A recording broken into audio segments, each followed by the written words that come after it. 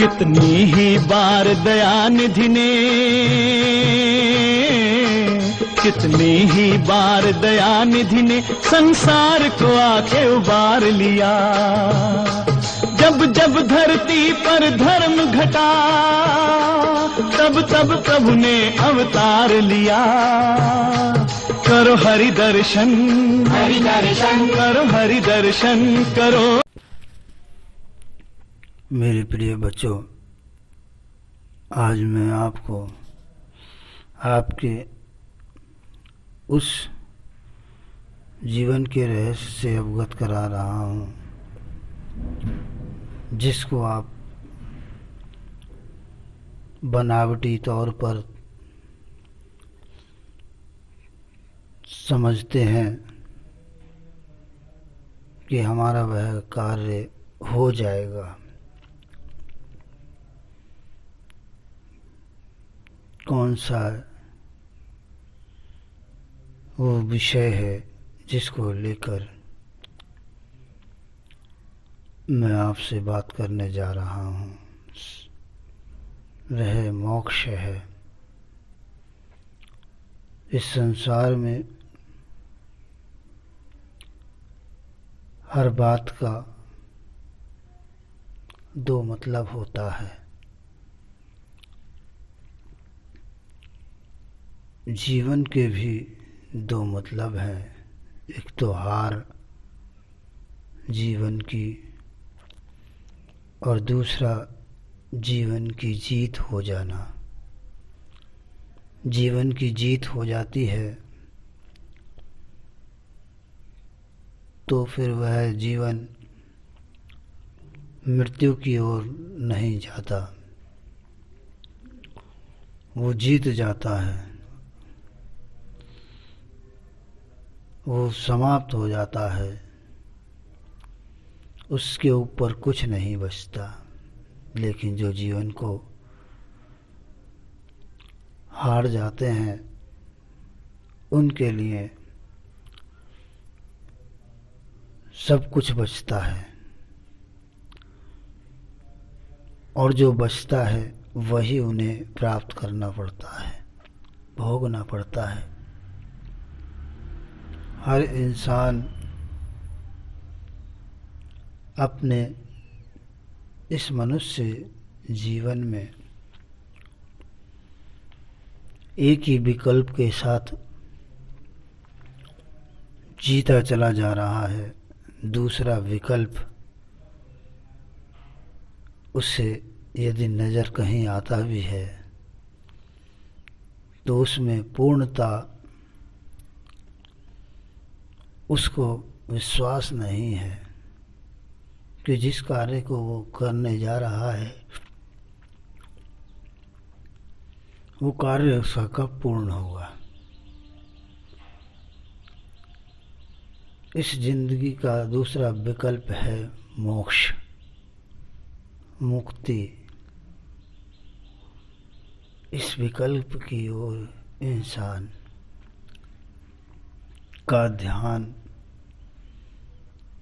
कितना है, कितने परसेंट है, कितनों को आवश्यकता है, कितनों को भरोसा है, कितनों को आवश्यकता है इस बात की कि हमें मोक्ष चाहिए ही चाहिए।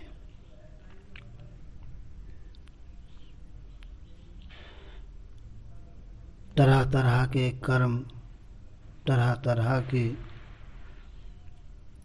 तरीके अपनाता है इंसान मोक्ष के लिए। गिनती चुनती का इंसान ये कार्य करता है। किताबों से पढ़कर, किसी की आती हुई आवाज़ों को सुनकर, अपने अंदर से जब मोक्ष की चाहत जागती है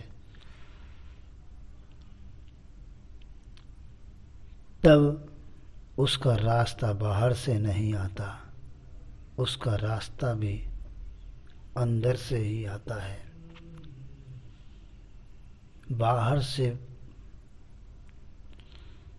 मोक्ष की प्राप्ति सुनकर मोक्ष के वार्तालाप करते हैं, मोक्ष के लिए राय लेते हैं। किस मोक्ष के लिए करते हैं ये? और इसके समाधान भी मिलते हैं। किससे मिलते हैं, इस पर विचार करना चाहिए। जिससे वो मोक्ष का समाधान प्राप्त हो रहा है, क्या वो मोक्ष के स्थान पर बैठा हुआ है, मोक्ष की पदवी हासिल की हुई है, या आपको लगता है कि वो मुक्त है? किताबों के सहारे संसार का प्रत्येक इंसान जी रहा है, अपनी योग्यता नहीं है, जबकि पुस्तकों को तो केवल यदि पढ़ना ही था तो उससे आगे बढ़ा जाता, उसमें सीमित नहीं रहा जाता। लेकिन जब भी जरा से ज्ञान की आवश्यकता होती है तभी इंसान पुस्तकों को खोलने लगता है। एक तरफ तो कहते हैं कि गुरु हमारे अंदर है, दूसरी ओर कहते हैं कि गीता में, रामायण में, कुरान में, बाइबल में, गुरु ग्रंथ साहब में ये लिखा हुआ है। ठीक है, ग्रंथों में लिखा हुआ है, वो ज्ञान कहाँ से आया? वो किसी और किताब से नहीं आया। वो गुरु जो उनके अंदर बैठा था, जिन्होंने लिखी हैं वो पुस्तकें, उन्होंने उस गुरु का संग किया, साथ किया, और उस गुरु ने समझाया। जिस प्रकार से आज परमधाम स्टेशन आप तक संदेश पहुंचा रहा है, ये भी वही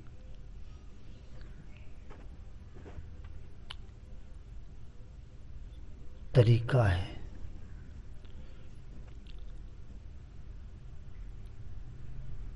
जो संग कर लेता है अंदर अपने गुरु का, अपने अपने मालिक का, उसे ग्रंथों की आवश्यकता क्यों रहेगी? वो क्यों पढ़ेगा धर्म ग्रंथ? क्योंकि वो समझ में नहीं आते। फिर जो अपने गुरु का संग कर लेता है उसका मोक्ष होता है। क्यों?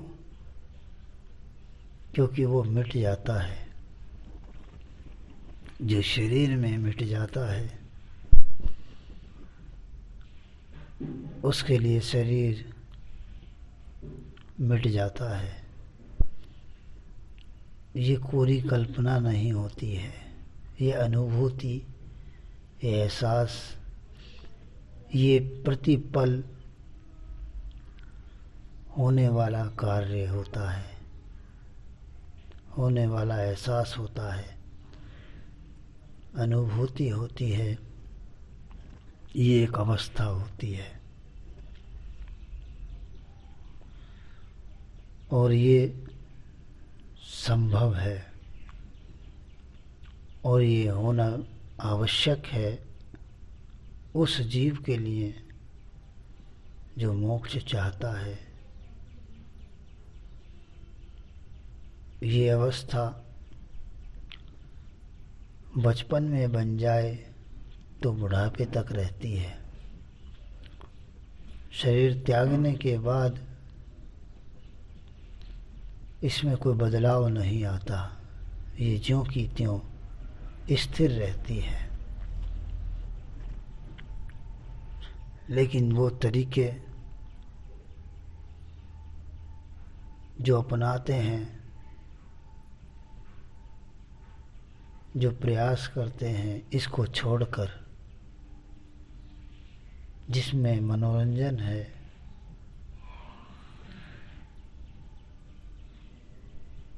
वो एक अलग रास्ता होता है। मोक्ष मनोरंजन की इजाज़त नहीं देता। मोक्ष में सादगी है,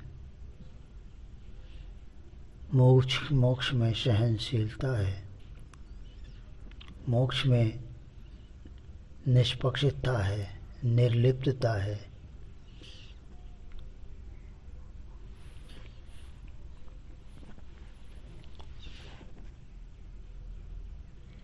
और निस्वार्थता है।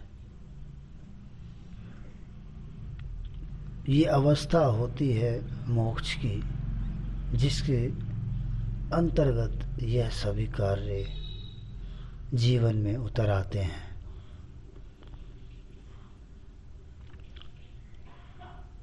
शरीर चलता रहता है, शरीर के गुण अपना कार्य करते रहते हैं। जीव इनसे मुक्ति पा जाता है। जीव का इसमें लगाव नहीं होता, दिलचस्पी नहीं होती।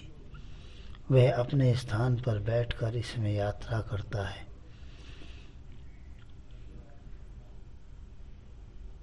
अपना स्थान जीव का कौन सा? कहते हैं अल्लाह भगवान ईश्वर हमारे अंदर है।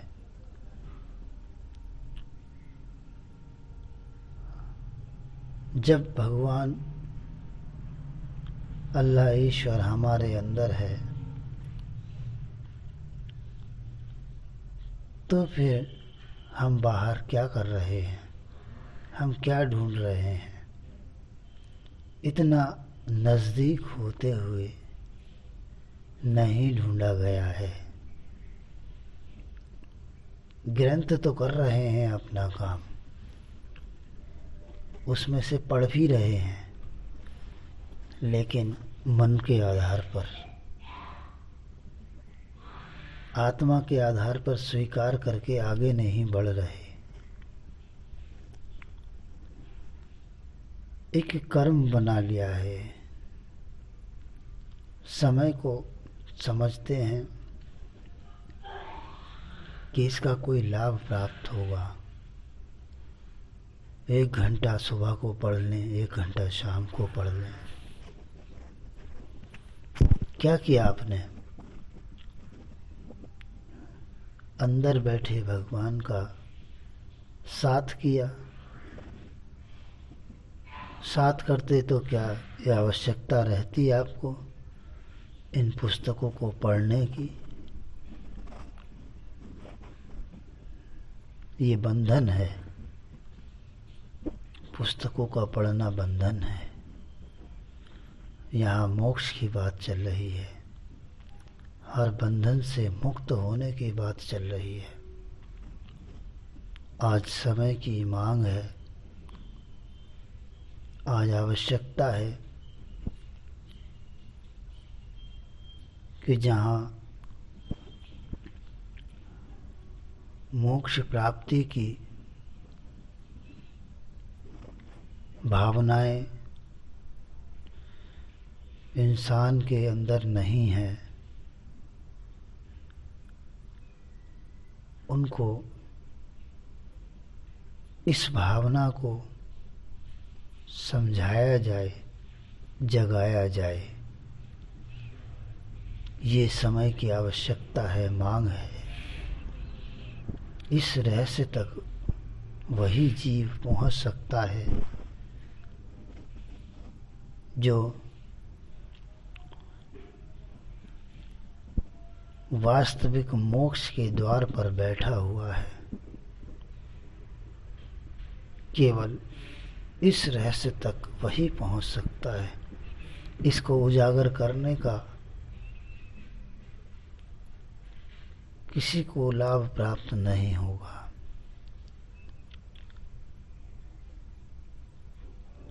किसी की समझ में नहीं आएगा।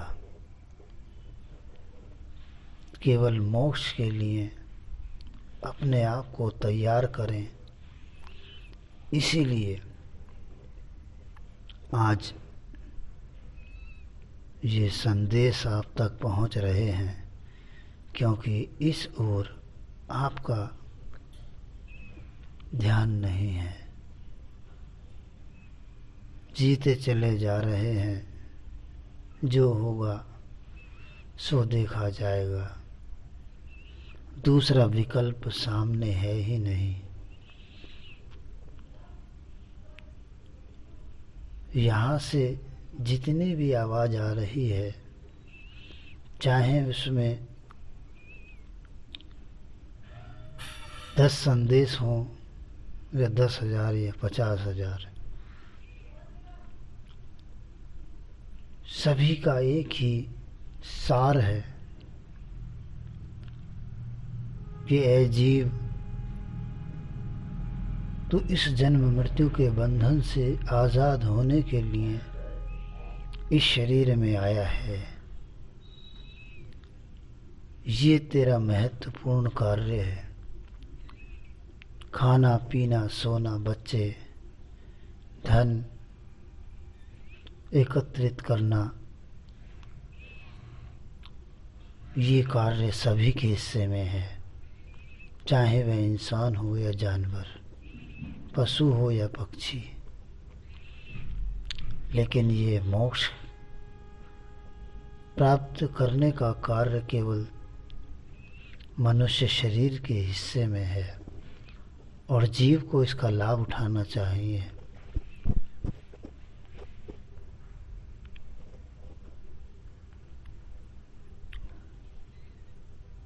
किसी ने कह दिया कि मोक्ष तो शरीर को त्यागने के बाद होता है।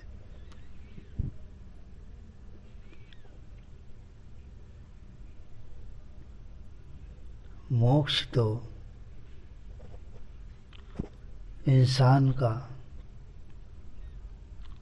कभी पीछा ही नहीं छोड़ता।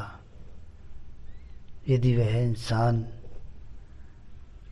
अपने आप को समझ जाए। जब अपने आप की समझ होती है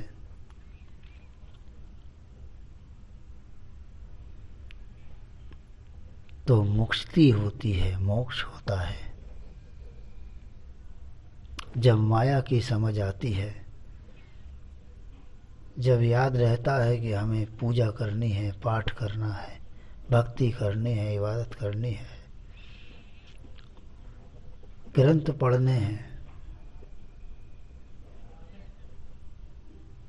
तो फिर ये मोक्ष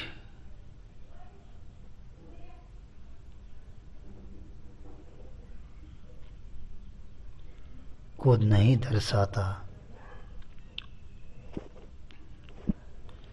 एक नवजात शिशु, छोटा बच्चा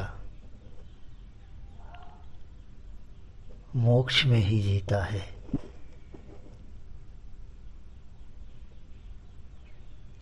लेकिन जो जो वह इस मोक्ष के सीमा से निकलता चला जाता है, उतना ही माया के इस जाल में फंसता चला जाता है। धन को माया ही नहीं, इन विचारों को जो आपके अंदर आते हैं किसी भी प्रकार के, चाहे वह नफरत के हों या प्रेम के हों, पूजा पाठ इबादत के हों या किसी का नुकसान करने के, सब माया है। और एक नवजात शिशु इस माया से दूर होता है, क्योंकि वह मोक्ष की सीमा में होता है। इसी मोक्ष की सीमा में यदि वह नवजात शिशु अपने जीवन की यात्रा को तय करता रहा तो उससे कोई ये नहीं कहेगा कि मोक्ष मृत्यु के बाद होता है। ये अवस्था होती है। इस अवस्था को प्राप्त करके अपना संपूर्ण जीवन, जो मनुष्य जीवन को, मनुष्य जन्म को प्राप्त है, जिया जा सकता है।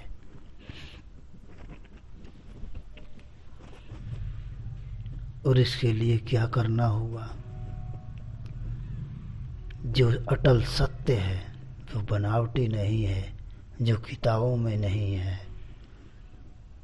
जो एक अनुभूति है, एक अनुभव है, वो तरीका अपनाना होगा जिसको कोई देता नहीं है, जो स्वयं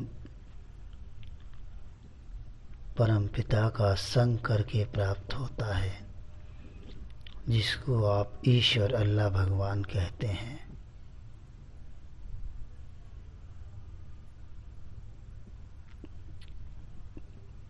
वो उसका संग करके प्राप्त होता है, जिसको कहते हैं अंदर बैठा है गुरु। वो इसके सानिध्य में आकर प्राप्त होता है। और यह कोई वस्तु नहीं है, ये एक अवस्था है। ये अवस्था बनती है, कब बनती है? जब हमारा झुकाव बनावटी नहीं होता, हम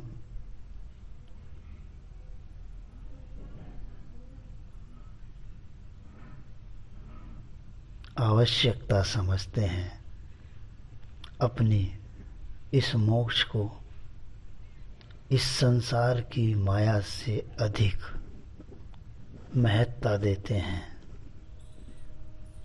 अपने गुरु की आवाज को माया भी आवाज देती है और मायापति भी।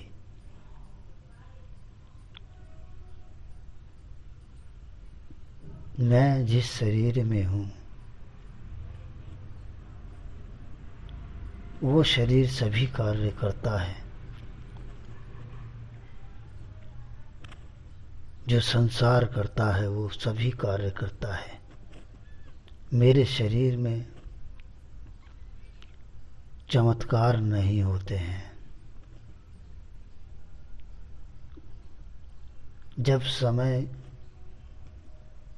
जब प्रकृति के नियम के अनुसार जिस प्रकार से सभी शरीर अपने जीवन की यात्रा तय करते हैं, उसी प्रकार से वह शरीर भी अपने जीवन की यात्रा तय करता है, जिसमें मैं होता हूँ।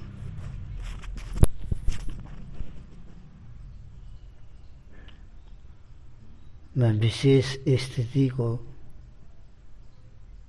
विशेष अवस्था को प्राप्त होता हूँ तो शरीर से नहीं, इस अवस्था में होता हूँ।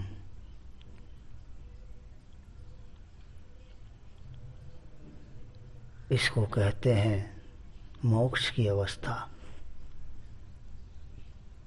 इस अवस्था में इस संसार के सामने शरीर सभी कार्य करता है। इसमें कुछ विशेष नहीं दिखाई देता। यदि निर्धन है तो निर्धन की तरह से रहता है यह शरीर, और अधिकांश मैं उसी शरीर को चुनता हूँ जो माया के घेरे में नहीं होता, जो निर्बल भी होता है, निर्धन भी होता है।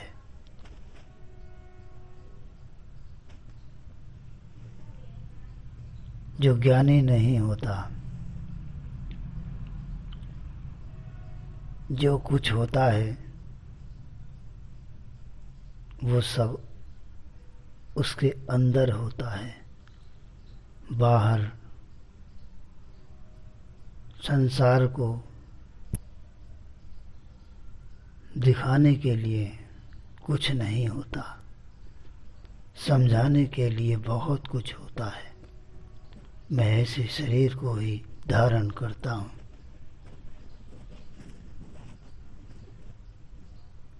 जिसको आवश्यकता नहीं होती, संतोष धन प्राप्त होता है।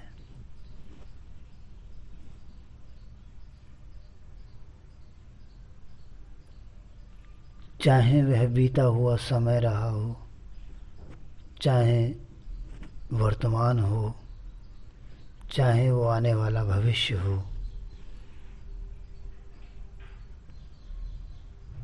सभी में उस शरीर की एक ही पोजीशन रहती है, एक ही अवस्था रहती है कि वो किसी विशेष स्थान पर नहीं बैठता, किसी विशेष अवस्थाओं को सांसारिक जिसको संसार महत्ता देता है, चाहे वह भोजन हो, चाहे वह पोशाक हो, चाहे शरीर को सजाने के तमाम प्रकार के माध्यम हो, वो सादगी में जीता है, वो नम्रता में जीता है। वो पुस्तकें नहीं पढ़ता, वो पुस्तकें नहीं सुनाता,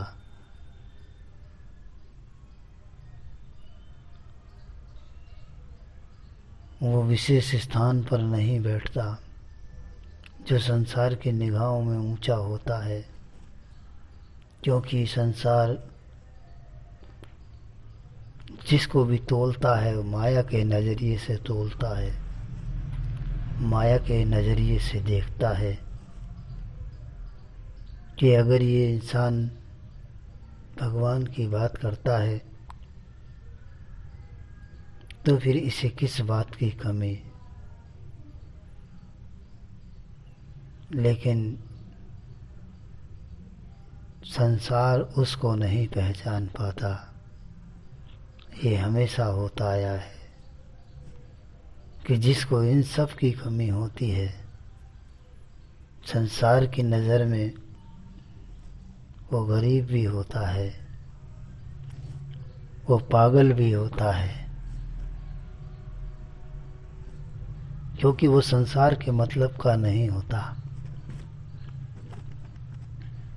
इसलिए संसार उस पर ध्यान नहीं देता, क्योंकि संसार खुद एक माया है जिसके मतलब का होता है।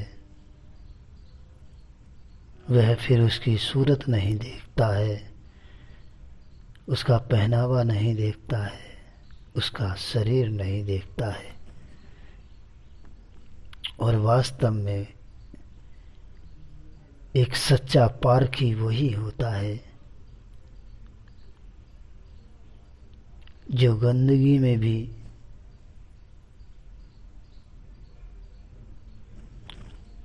अपने मतलब की चीज ढूंढ लेता है।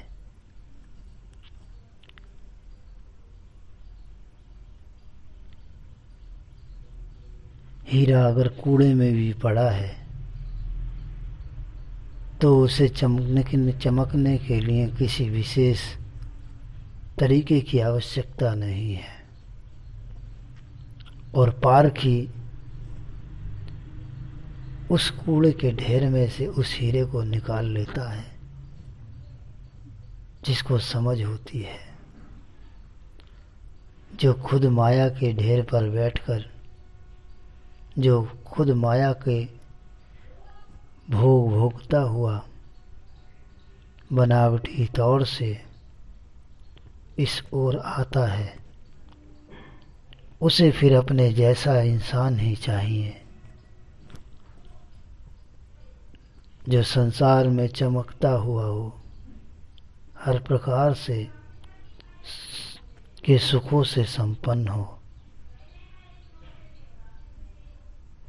या फिर वो इस ओर आता है जो अपने आप को बिल्कुल तुच्छ समझता हो, निर्धन गरीब समझता हो, तो वह ऐसे इंसान का साथ करता है जो संसार में चमक रहा हो, सब कुछ हो, लेकिन उसको वहाँ से प्राप्त कुछ नहीं होता, बल्कि वह उसकी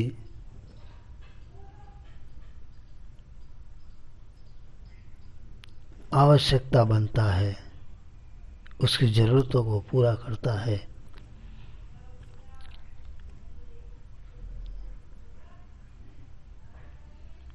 जो मेरे नाम को लेकर चलता है,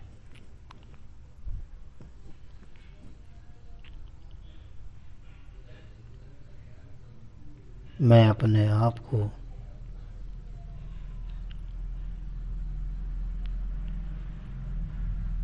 तैयार करूं उसके लिए जिसको मेरी और जिसकी मुझे आवश्यकता है, उसके लिए किसी विशेष साधन को अपनाने की आवश्यकता नहीं है।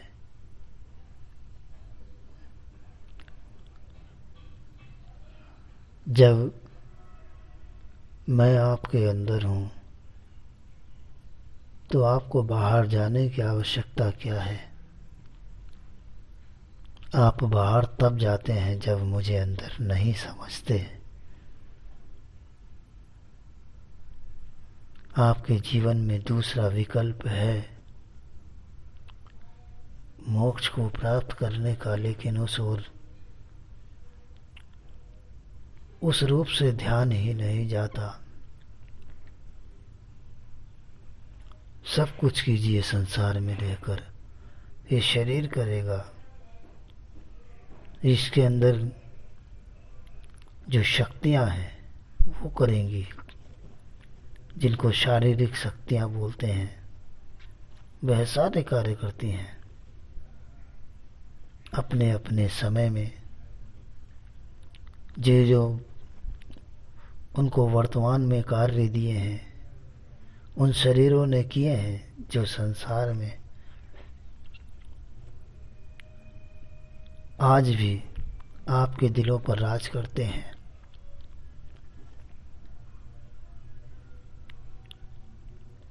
उन्होंने जीवन को जिया है, लेकिन उसमें सादगी रही है, उसमें चमक नहीं रही है।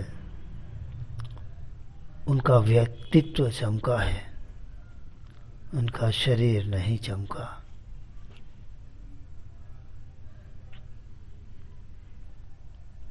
उन्होंने दुख भी सहे हैं, परेशानियां भी सही हैं, लेकिन उसका विरोध नहीं किया।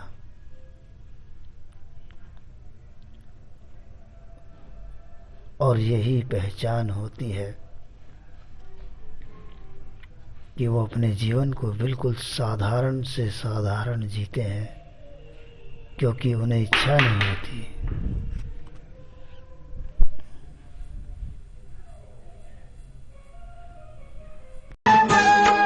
कितनी ही बार दयानिधि ने, कितनी ही बार दयानिधि ने संसार को आके उबार लिया। जब जब धरती पर धर्म घटा, तब तब प्रभु ने अवतार लिया। करो हरि दर्शन, हरि दर्शन करो, हरि दर्शन करो।